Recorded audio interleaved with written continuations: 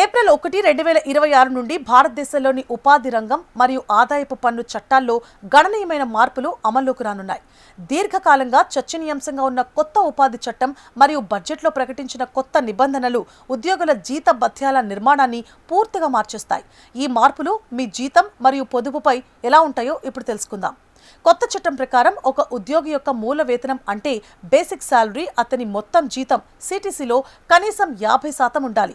ఇంతకీ మార్పు ఏంటంటే ఇప్పటి వరకు కంపెనీలు పన్ను ఆదా చేయడానికి మూల వేతనాన్ని తక్కువగా అంటే 25 నుంచి 30% ఉంచి ఎక్కువ అలవెన్స్లకు అంటే హెచ్ఆర్ఏ ప్రత్యేక అలవెన్స్ లాంటివి అందించేవి. కానీ ఇప్పుడు అలవెన్స్లు 50% కంటే ఎక్కువగా ఉండకూడదు.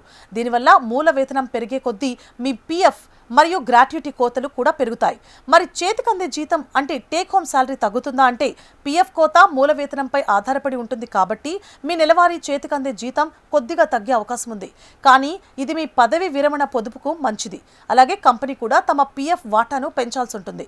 కొత్త నిబంధనల ప్రకారం కొన్ని వర్గాలకు అంటే శాశ్వత ఉద్యోగుల వంటి వారికి గ్రాట్యుటీ పొందడానికి ప్రస్తుతం ఉన్న 5 సంవత్సరాల కనీస సర్వీసు కాలాన్ని తగ్గించే అవకాశం ఉంది. అలాగే మూల వేతనం పెరిగే కొద్దీ మీరు ఉద్యోగం విడిచిపెట్టినప్పుడు పొందే గ్రాట్యుటీ మొత్తం కూడా ఎక్కువగా ఉంటుంది.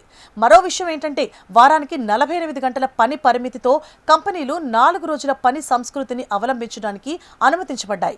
కానీ రోజుకు 12 గంటలు పనిచేయాల్సి రావచ్చు. అలాగే సంవత్సరం చివరిలో మిగిలిపోయిన సెలవులను నగదుగా మార్చుకునే అంటే లీవ్ ఎన్కాష్మెంట్ ప్రక్రియ కూడా సులభతరం చేయబడుతుంది.